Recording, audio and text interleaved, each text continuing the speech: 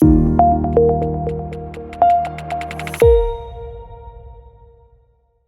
Price, welcome to F Shaw's podcast.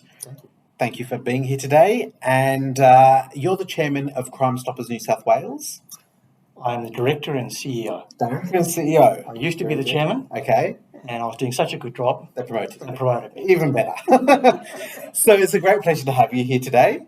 And perhaps you could let our audience know a little bit about who you are and how you came to be involved in Crime Stoppers. So I am not a policeman, and I have served in the Defence Force in South Africa, but I'm definitely not a policeman. And my background actually is in advertising. So I spent 30 years in advertising, which is how I kind of fell into Crime Stoppers. So my advertising company was asked to do some work for the police, and that work in crime prevention resulted in a 72% drop in car park crime here in New South Wales. And as a result of that, I was invited to attend a meeting with Crime Stoppers, and I had no idea what that was about. And that was 23 years ago, and so I've been involved since then. And Crime Stoppers is very much about brand marketing. For people in marketing, I like to refer to Crime Stoppers as the largest direct response marketing company in the world, because all we do every day is ask people to contact us, and we don't give away any free steak knives. So that's how I got involved with Crime Stoppers. I've been involved ever since. The requirement for communications professionals is obviously key, because we spend all of our time basically communicating, whether it's about crime prevention or about solving a crime. And I guess I just kind of fell into it. It was an interesting opportunity for me. It's not something that I sought out, but you could think of it as divine intervention, if you wish. It was kind of like a whole bunch of elements that sort of came together at the right time. Being ex-military had an effect on me. Being a victim of a crime many times over in South Africa had an effect on me. Being a comms person had an effect on me. So when you kind of put all that together and then you present Crime Stoppers, you go, it's a really good fit. But we've kind of found each other, and I've been very much in my wheelhouse there, leading the organisation for a long time. And tell me, for many people, when we think of Crime Stoppers, we think of a service that people can contact if they've witnessed a crime or a suspected crime. And not many people realise that Crime Stoppers is actually at the forefront of also fighting business crime. Correct. And that's a very interesting aspect to what Crime Stoppers is doing. Could you let our audience know a little bit about that? Sure. I mean, look, day in and day out, you see in the media called Crime Stoppers if you may have witnessed something, or, you might have some dash cam footage about a crime. But a large proportion of crime that we get involved with is organised crime.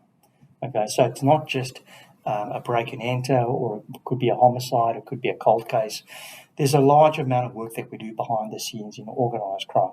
And to explain what organised crime is, when you see a picture of a guy in a hoodie and he's sitting at a laptop computer and they talk about cybercrime, that's a very cliched image, okay? Because the reality is far from that. The reality is that organised crime, particularly cybercrime that's run by organised crime, is very organised. It is a business. They have shareholders, they have investors, they have KPIs. They run it just like a normal business, but their business is to take your money illegally. But these guys recruit some of the best talent from the universities. They pay them huge money, more money than you get in a normal job. So, the cliched image of a bloke sitting there in a hoodie, is just not what it's about. That image is there to help the public understand that the people behind the keyboard, look suspicious. But in actual fact, the people who lead these organisations, they look like me. They dress in a suit. They're accountants. They're lawyers, and there's professional people involved here. This is not organised crime, and particularly organised cybercrime is huge business.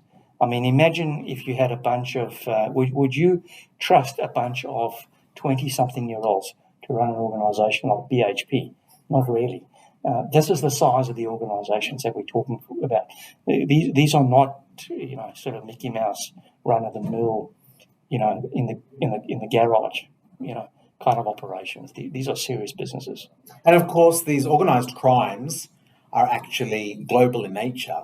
So you've got syndicates that are operating in other jurisdictions where Australian authorities, Australian police have no remit. They can't go over there and arrest people. So can you explain for us a little bit how international cyber criminal syndicates are targeting Australian businesses?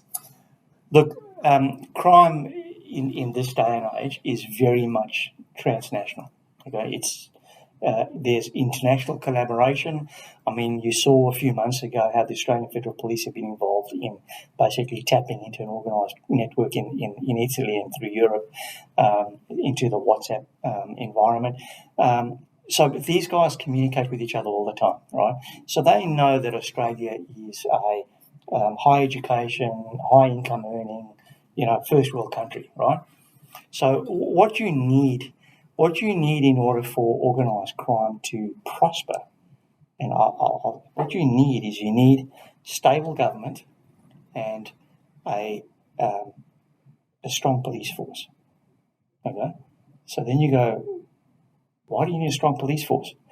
So you need those two things because those two things require that government and those police agencies to go by the book. Okay, they can't do anything kind of black ops, right? They have to do it 100% by the book. So they're completely surrounded in bureaucracy, right?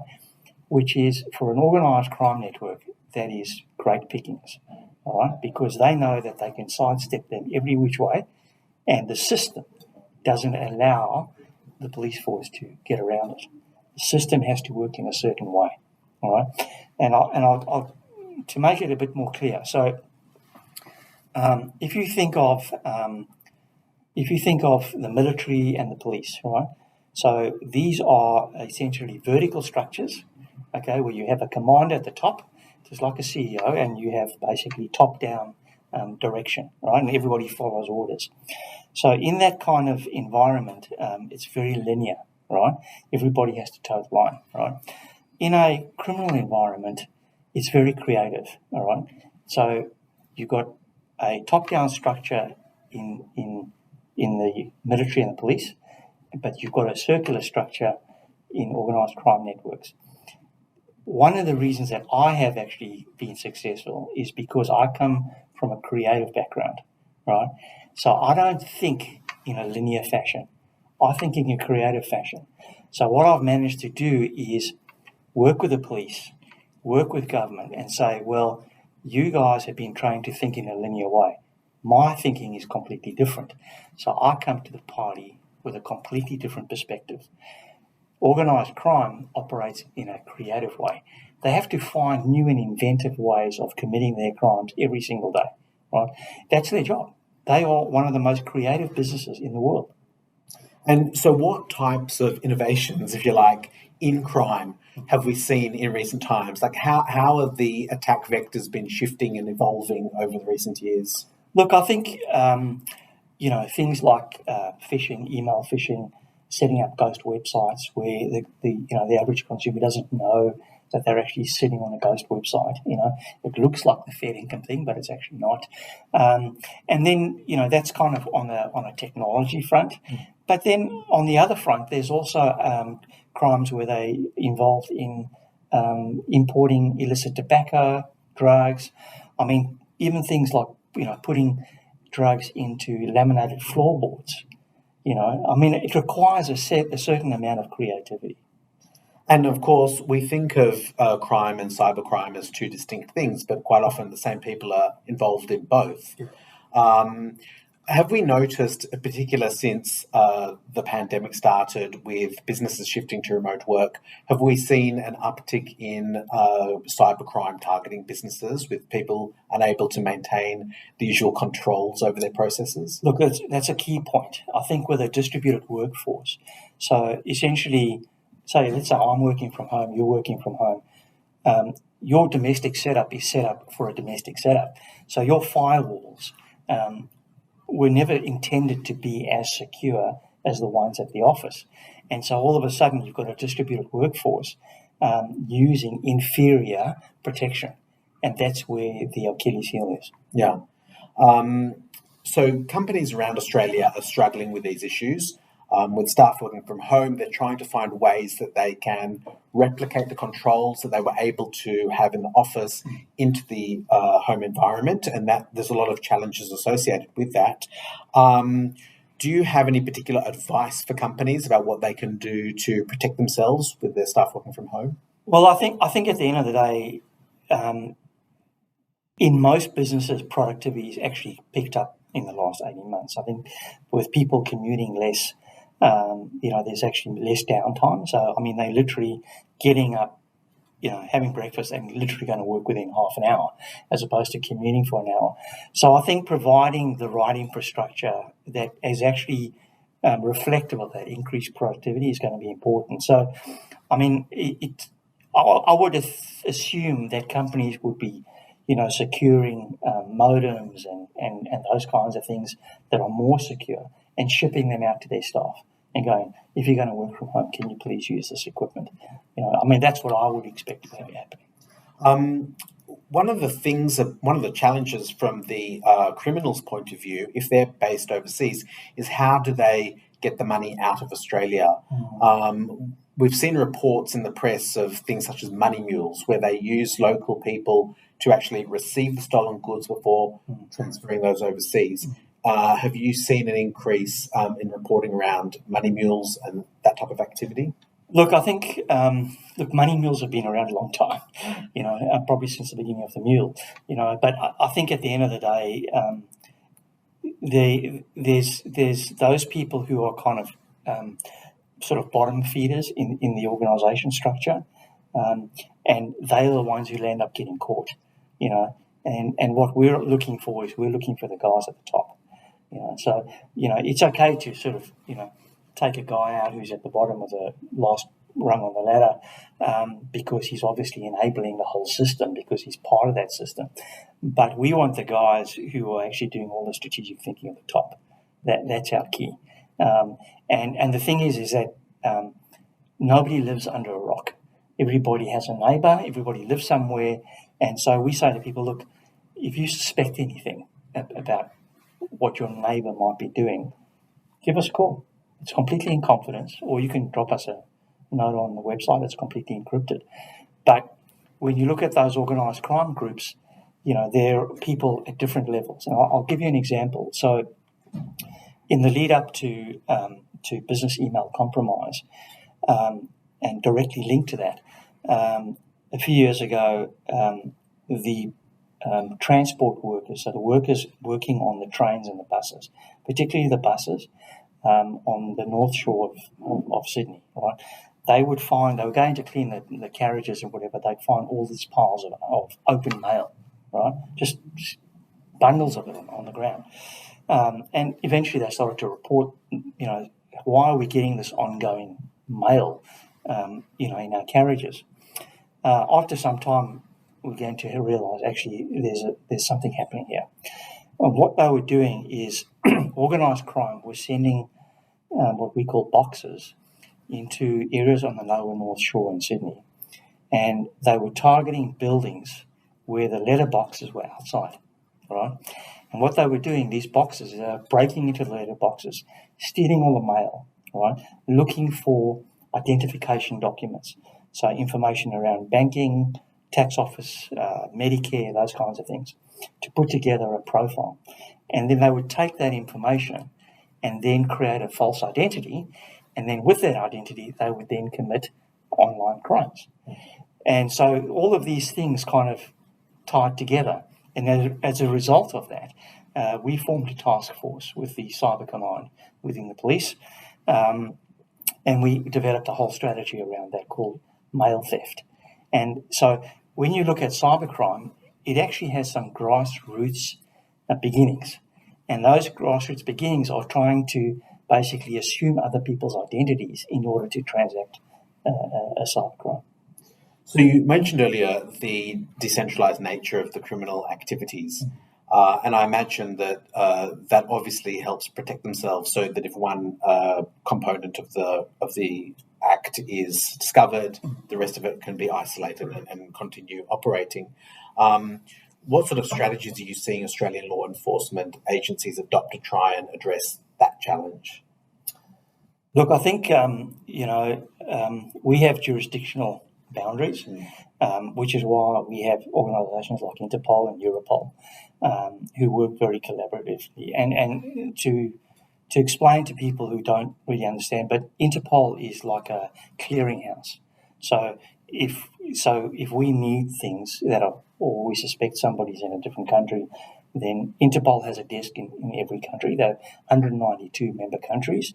They have a desk in each of those places. So Interpol has a desk in Canberra. And so we go to the guy at the Interpol desk in Canberra and we say, this is our issue. We think that this person is overseas, etc., etc. And then that information gets relayed. Now, the communications infrastructure around the world has allowed police to collaborate more effectively than ever before, right? Even using things like WhatsApp as an encrypted platform. We know that the crooks are using it, so we kind of have to be in the same game. So there is more collaboration.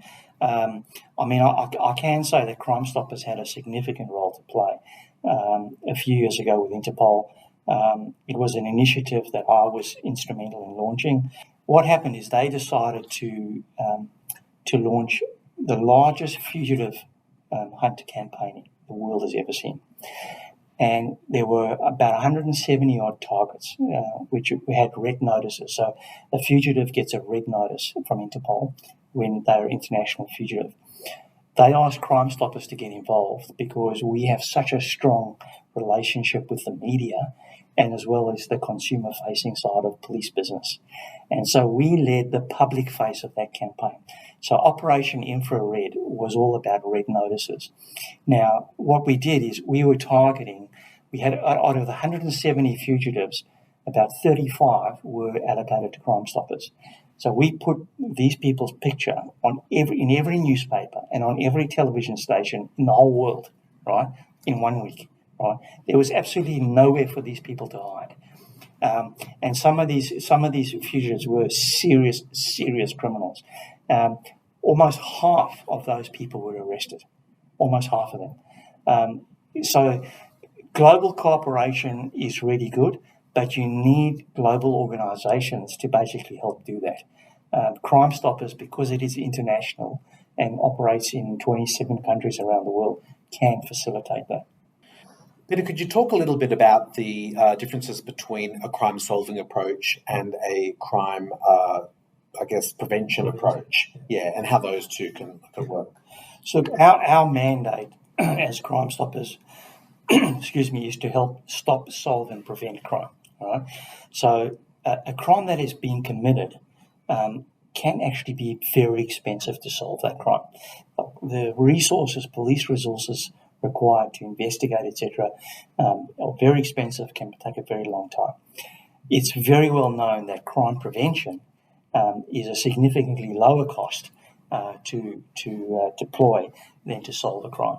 And this is, I guess, where the benefits of a system like FTRA's business email compromise system basically helps those companies, okay? Because if you think about the cost of deploying a system like FTRA versus the cost of losing money through being vulnerable and being targeted, the cost of the system is actually significantly less than losing the money.